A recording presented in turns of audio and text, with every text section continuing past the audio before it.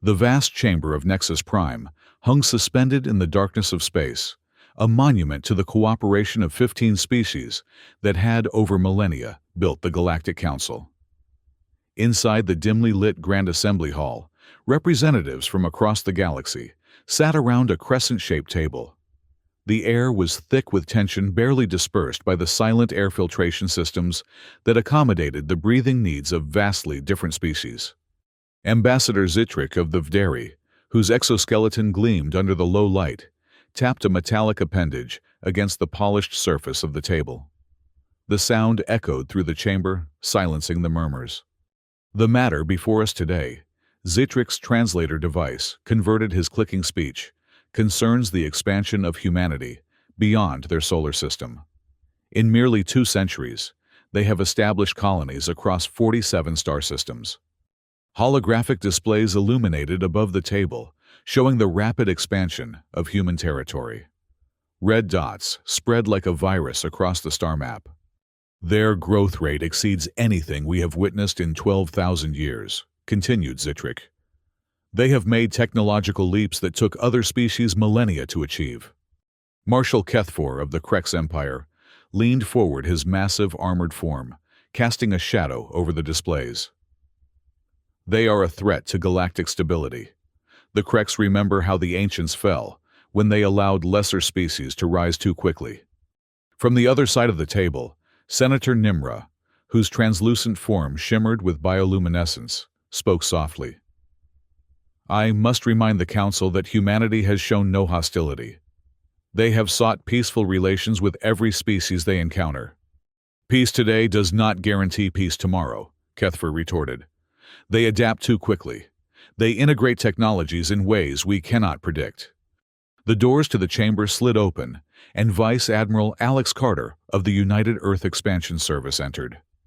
His uniform, crisp and blue, stood in stark contrast to the organic and mechanical diversity of the Council. He was immediately aware of the tension. "Ah, the human arrives," Zitrick announced. "We were just discussing your species' remarkable expansion." Carter nodded respectfully to each member of the Council. "On behalf of Earth, I thank you for granting this audience. We come seeking cooperation, not conquest." "Yet conquest seems to follow in your wake," Marshal Kethfor growled. 47 systems in 200 years.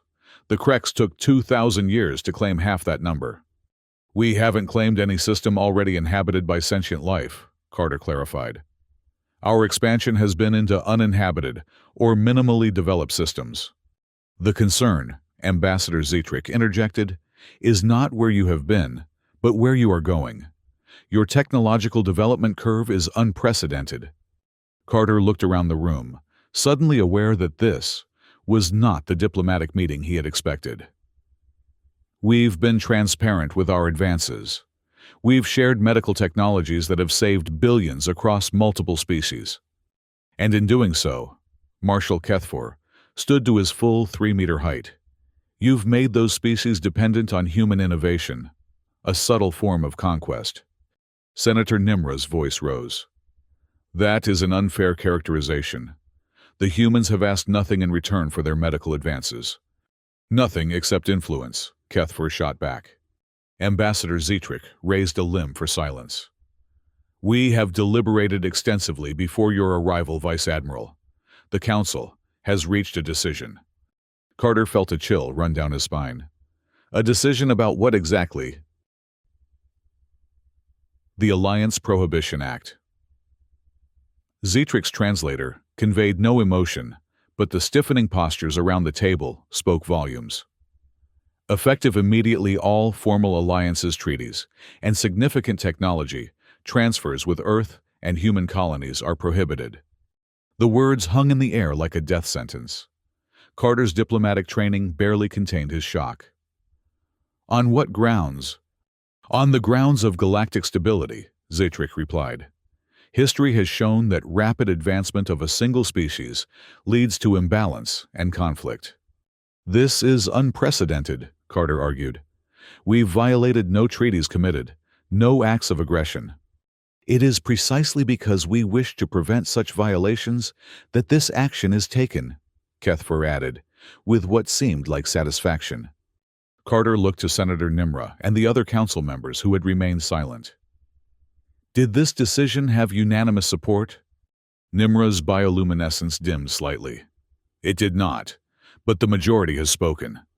The council has made its decision, Zetrick concluded. You will convey this to your government. No formal alliances with any council species. No technology exchanges beyond what has already been established. No joint military exercises. No shared defense initiatives. Carter stood rigid, feeling the weight of this diplomatic disaster on his shoulders. Earth will consider this an act of hostility, not diplomacy. Consider it what you will, Marshal Kethfer rumbled, but obey it or face consequences. As Carter turned to leave, Senator Nimra caught his eye, her translucent form conveying something that looked remarkably like apology. The doors closed behind him with a finality that felt like the beginning of a new era, one in which humanity stood alone against the stars. In the corridor outside, Carter activated his secure communication device. Get me the president, now. We have a problem. The UEE's Pioneer hung in orbit around Geneva Station, Earth's primary diplomatic hub for extraterrestrial relations. Inside his quarters, Vice Admiral Carter reviewed the full text of the Alliance Prohibition Act for the 20th time, searching for loopholes, exceptions, anything that might provide a path forward. A chime at his door broke his concentration. Enter. Dr. Ari Vellner, the leading xenosociologist in the United Earth government, stepped in. Her expression was grim. I've analyzed the council's statement. It's worse than we thought. How could it possibly be worse? Carter gestured to the holographic document. Because this isn't about aggression or territorial disputes, Vellner explained, taking a seat across from him. This is about fear. Carter's brow furrowed. Fear. The combined military might of the Council outmatches ours by at least an order of magnitude. Not fear of our weapons, Vellner clarified. Fear of our ideas. She pulled up her own holographic display. I've studied the Council's history. 23 species have been subjected to similar prohibitions over the past 10,000 years. What happened to them? Most eventually collapsed or were absorbed into existing Council power structures. The few that thrived all had one thing in common. She highlighted a section of her research. They maintained unofficial alliances. Carter leaned forward. Unofficial, meaning the Council either didn't know or turned a blind eye. Exactly. The Council doesn't fear our military, they fear our approach to knowledge and cooperation. Humans share information freely, adapt rapidly, and integrate diverse perspectives. That terrifies species that have maintained power through controlled access to technology and resources. Carter stood pacing the small confines of his quarters. So they're not afraid we'll attack them. They're afraid we'll make their systems of control obsolete. Precisely, Vellner nodded. And based on historical precedent, they'll be watching for formal alliances, but informal cooperation might fly under their radar. Carter finished the thought. I need to speak with Director Morgan. Within hours, Ryan Morgan, Director of Earth Intelligence Services, joined their secure meeting aboard the Pioneer. I've reviewed all historical data on species subjected to prohibition acts, Morgan began without preamble. Dr. Vellner's assessment is correct. The Council has a pattern: identify rapidly advancing species, isolate them diplomatically, then either absorb or marginalize them. And the ones who survived, Carter asked. They all established shadow networks of trade and information exchange. Morgan displayed classified files. The Arari, the Thesan, the Altarians, all currently respected council members, all once subjected to prohibition acts. They survived by building unofficial alliances. Is there evidence the council knows about these networks? Morgan's expression was grim. They almost certainly do, but they maintain the fiction of compliance while allowing enough underground cooperation to prevent outright rebellion. So it's political theater, Carter concluded. High-stakes political theater, Vellner corrected, with real consequences for non-compliance. Carter nodded slowly. We need to establish our own shadow network then, and fast. Already in progress, Morgan confirmed. But there's something else you should know. The Krex Empire has been positioning warships along the border regions near our outer colony clusters. Carter's jaw tightened. They're not wasting any time. The Krex have always viewed Prohibition Acts as opportunities for military action, Morgan explained. They present themselves as the Council's enforcers, but historically, they've used these situations to expand their own territory. So we're facing diplomatic isolation and possible military aggression, Carter summarized. Recommendations? Officially maintain diplomatic channels and protest the prohibition, Vellner suggested. Unofficially, we prepare for both scenarios, Morgan finished. I have operatives establishing contact with potential underground allies, particularly among species who've faced similar treatment. Carter nodded grimly. And I'll ensure our fleet posture doesn't look aggressive, while quietly reinforcing our border defenses. As they spoke billions of kilometers away, another crisis was unfolding that would test the boundaries of the Council's prohibition and humanity's response. Captain Chris Evans of the UEES Mercy, a medical frigate, received the distress call from the planet Cathar, a small, agricultural world on the outskirts of Council space. This is Governor Laris of Cathar Colony. The alien's voice crackled through static. We are experiencing a pandemic of unknown origin. Our medical facilities are overwhelmed. Death toll already exceeds 100,000. Council medical ships are weeks away. Any vessel with medical capability, please respond. Evans didn't hesitate. This is Captain Evans of the UES Mercy. We are 8 hours from your position and have full quarantine and treatment facilities. We're on our way. His communications officer looked concerned. Sir, under the Prohibition Act, we're forbidden from providing advanced medical aid to Council worlds. Evans' expression hardened. The Act prohibits formal alliances and technology transfers. It says nothing about humanitarian assistance during a crisis. Set course for Cathar maximum speed. When the Mercy arrived at Cathar, the situation was dire. The disease attacked neural pathways, causing progressive paralysis and eventually respiratory failure. The local population, a species called the Cathari, with avian characteristics, were dying by the thousands daily. Dr. Sam Mitchell, the Mercy's chief medical officer, worked tirelessly with the ship's AI to analyze the pathogen. It's adapting to traditional treatments, faster than we can develop them, she reported to Evans after 48 sleepless hours. We need something revolutionary. Engineer Amy Johnson joined their emergency meeting. What about the quantum chaos theory Dr. Mitchell was developing before the prohibition? Mitchell's eyes widened. It's experimental. We were ordered to halt research when the act was passed. Does it work? Evans asked simply. In simulations, yes. The quantum uncertainty approach prevents the pathogen from adapting because the treatment itself is constantly changing at a quantum level. Evans made his decision. Implement it. If the Council wants to court-martial me later, they're welcome to try. Over the next 2 weeks, the Mercy's crew worked around the clock. The quantum chaos treatment began to show results, halting the disease's progression and giving patients' immune systems time to recover. News of their success spread rapidly through Council space despite attempts to suppress it. On Earth, Director Morgan received reports of the Cathar intervention. The Council is in an uproar, he informed President Helen Adams during an emergency briefing. The Krex are demanding sanctions. Adams, a tall woman whose steel-gray hair matched her resolve, shook her head.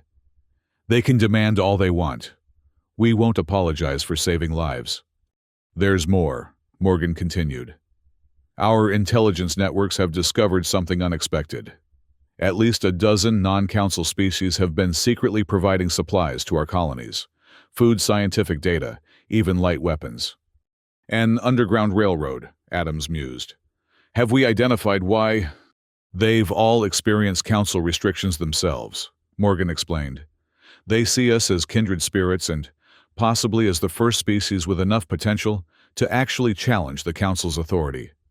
That's a dangerous position to be in, Adams noted. It gets worse. Morgan activated a classified holographic display. The Kreks have assembled a battle fleet, 67 warships positioned just outside the new Arato system, where we're constructing our quantum defense grid. Adam's expression darkened. They're planning to attack before our defenses are complete. That's our assessment. The grid would give us a significant defensive advantage, possibly enough to deter future aggression. How long until it's operational? 3 weeks at the current rate. Adams stood decision made. Tell our engineers they have 1 week.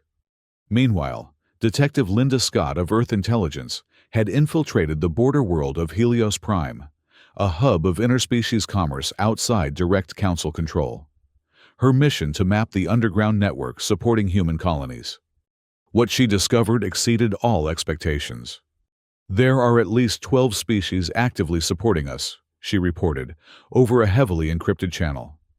The Arari are providing agricultural supplies. The Thesan are sharing scientific data. The Altarians have actually shipped light defensive weapons. Why take the risk? Her handler asked. They all tell similar stories, Scott replied.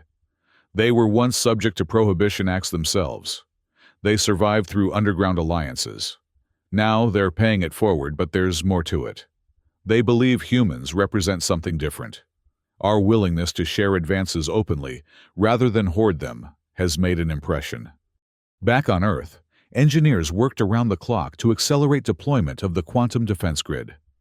The technology, based on principles similar to the quantum chaos medical treatment, created unpredictable energy fields that could disrupt enemy targeting systems and weapons. General Brooks oversaw the installation personally. We're making progress, but the Kreks fleet is growing. Intel reports they now have 73 warships in position. Colonel Baker, his second-in-command, studied the tactical displays. They'll attack before we're ready. Then we'd better have a surprise of our own, Brooks replied grimly. The surprise came in the form of breakthrough research from Dr. Mitchell and Engineer Johnson, now back from Cathar. Building on their quantum chaos medical treatment, they'd developed what they called a quantum jump drive, a propulsion system that didn't just move through space but briefly phased in and out of conventional reality. It's theoretical, Johnson warned the military command. We haven't tested it at full scale. Neither have we tested what happens when the Kreks blast our colonies into dust, General Brooks replied. How quickly can you install it on a warship? The UEE's Defiant is already being retrofitted, Johnson answered. But there are enormous risks. There are enormous risks in doing nothing, Brooks countered. 5 days later, the Kreks made their move. Marshal Kethfor himself led the attack on the new Arato system, confident that the overwhelming force would quickly overwhelm the incomplete defense grid. What he couldn't know was that the UEE's Defiant, commanded by Captain Maya Rodriguez, was waiting with its experimental quantum jump drive, and that the Altarians and Thesan had positioned their own warships nearby, ready to join the fight, despite the Council's prohibitions. The battle began conventionally enough. The Kreks fleet emerged from superluminal travel in perfect formation, immediately launching fighters and positioning for a sustained bombardment of the human colony and its half-completed defense grid. All ships commence firing, Marshal Kethfor ordered from his command vessel. The initial barrage struck the outer defense satellites, destroying several and creating gaps in the protective network. Kethfor smiled in satisfaction until his tactical officer reported something impossible. Marshal, we're detecting a human warship behind our formation. The UEE's Defiant had activated its quantum jump drive, instantaneously relocating from its hiding place to the unprotected rear of the Kreks formation. Before the Kreks could reorient, the Defiant opened fire, its weapons specifically calibrated to disrupt the Kreks ship's guidance systems.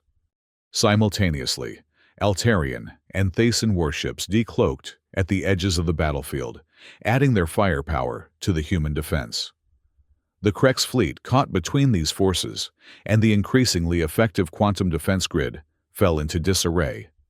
Marshal Kethfor raged as his carefully orchestrated attack collapsed into chaos. This is a violation of Council law. The humans have allied with Council species. But his protests meant nothing, as ship after ship in his fleet reported critical systems failures. The battle that was supposed to crush human resistance instead became a humiliating defeat for the Kreks and a clear signal that the Council's prohibition was being openly defied. As the Kreks fleet retreated, leaving 17 damaged vessels behind, Captain Rodriguez opened a channel to the Altarian and Thason commanders. "On behalf of Earth, I thank you for your assistance." The Altarian captain's crystalline form shimmered on the view screen. "The Council's fear does not dictate our actions. Your people saved millions on Cathar when you could have hidden behind the prohibition. We remember such things." News of the Battle of New Arado spread rapidly throughout Council space, impossible to suppress. Species that had been quietly sympathetic to humanity now saw evidence that the Council's authority and the Kreks' military supremacy could be challenged. On Nexus Prime, the Council convened an emergency session. Ambassador Zitrick faced an increasingly divided chamber. "The prohibition has been violated," he stated. "The humans have formed military alliances with Council species." "The Altarians and Thason acted independently," Senator Nimra countered. "And only after the Kreks launched an unprovoked attack." Marshal Kethfor, his pride wounded, more than his body, slammed his armored fist on the table. "They used prohibited technology. The quantum weapons violate 3 separate Council regulations." "Technology they developed to save lives on Cathar," another Council member pointed out. While our medical ships were still weeks away. The debate raged for days, but the truth had become clear to all: the prohibition was unenforceable. Too many species had witnessed humanity's willingness to share advances, rather than hoard them to save lives, rather than preserve political restrictions. Meanwhile, Earth prepared for potential escalation. 20 warships were quickly fitted with quantum defense systems. Intelligence reports on Kreks' weaknesses were compiled and analyzed. Plans for a counteroffensive were drawn up not to conquer, but to establish a defensive perimeter that would make future attacks too costly to attempt. But the most significant development came from the diplomatic front. The Arari Altarians and Thason publicly announced military and diplomatic support for humanity. 7 other species followed suit within days. The Council, once seemingly monolithic, began to fracture along ideological lines. 2 weeks after the Battle of New Arado, President Helen Adams requested permission to address the Galactic Council in person. After heated debate, permission was granted. The Grand Assembly Hall was packed beyond capacity, as Adams took the central podium, her presence commanding, despite being physically smaller than many of the assembled representatives. "Esteemed members of the Council," she began, her voice steady and clear. "I come before you not to apologize for human actions, but to illuminate the true nature of the crisis we face together." She gestured to the holographic displays showing the expanding sphere of human settlement. "You see our growth and call it a threat. We see potential and call it progress. You see our willingness to share advances and call it disruption. We call it cooperation." Adams paused, making eye contact with as many Council members as possible. "The prohibition placed upon Earth was not founded on wisdom or justice. It was founded on fear. Fear that our approach to knowledge, open, collaborative, freely shared, might undermine systems of control and privilege that have existed for millennia." Murmurs rippled through the assembly. Marshal Kethfor made to interrupt, but Ambassador Zitrick silenced him with a gesture. "When disease struck Cathar," Adams continued, "we did not hesitate to help prohibition or no prohibition. When the Kreks attacked our colonies, the Altarians and Thason did not hide behind Council regulations. They stood with us against aggression. These actions reveal the true character of our species and the true weakness of your prohibition." She straightened to her full height. "The Council sought to isolate humanity because you feared what we might become together with others. That fear has now manifested exactly what you sought to prevent: a new alliance founded not on control and restriction, but on mutual respect and voluntary cooperation." As if on cue, 12 Council representatives rose from their seats and moved to stand beside her: the Arari, the Altarians, the Thason, and 9 others. Today, Adams announced, "These species join with humanity to form the Galactic Cooperation Alliance. We do not reject the Council's authority over those who choose to remain, but we will no longer be bound by prohibitions born of fear rather than wisdom." The chamber erupted in chaos. Ambassador Zitrix struggled to restore order, but the moment had already become historic. One by one, additional representatives left their council seats to join the growing assembly around President Adams. Marshal Kethfor stormed from the chamber, but his dramatic exit only emphasized the shifting balance of power. By session's end, nearly half the council had declared their intention to join the new alliance. In the aftermath, the council continued to exist, maintaining governance over species that preferred its established order. But it no longer stood as the sole authority in galactic affairs. The quantum defense grid was completed and expanded to protect all Cooperation Alliance worlds. The technology that had begun as a medical treatment on Cathar and evolved into military application now found peaceful uses in energy production, communication, and faster-than-light travel. Vice Admiral Carter, promoted to Admiral for his role in navigating the diplomatic crisis, reflected on the transformation as he stood with Dr. Vellner aboard the observation deck of the newly constructed Alliance headquarters. "They banned alliances with humans because they were afraid," he mused, watching ships from a dozen species dock at the massive station. "And in doing so, they created exactly what they feared most." Vellner nodded. "Fear often manifests what is feared. But there's a lesson here beyond irony.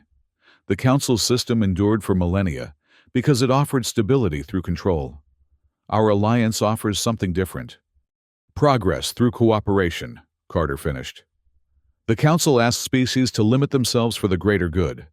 We ask them to fulfill their potential for the same reason." Below them, the Galactic Cooperation Alliance was taking shape, not as a replacement for the Council, but as an alternative. Some species would continue to prefer the structure and predictability of the old system. Others would embrace the dynamism and opportunity of the new. And humanity, once isolated by prohibition, now stood at the center of a network that spanned hundreds of star systems and united billions of sentient beings across species boundaries. The fear that had motivated the Council's ban had indeed been justified, but not in the way they had anticipated. Humanity's approach to knowledge, power, and cooperation didn't just challenge the existing order. It offered an entirely new paradigm. As ships from Earth and a dozen alien worlds moved through the vastness of space together, they carried with them not just passengers and cargo, but an idea that the greatest strength comes not from hoarding power, but from sharing it. Not from restricting knowledge, but from multiplying it through collaboration. The Galactic Council had banned alliances with humans because they were afraid. The Galactic Cooperation Alliance flourished because it had replaced that fear with something far more powerful: hope.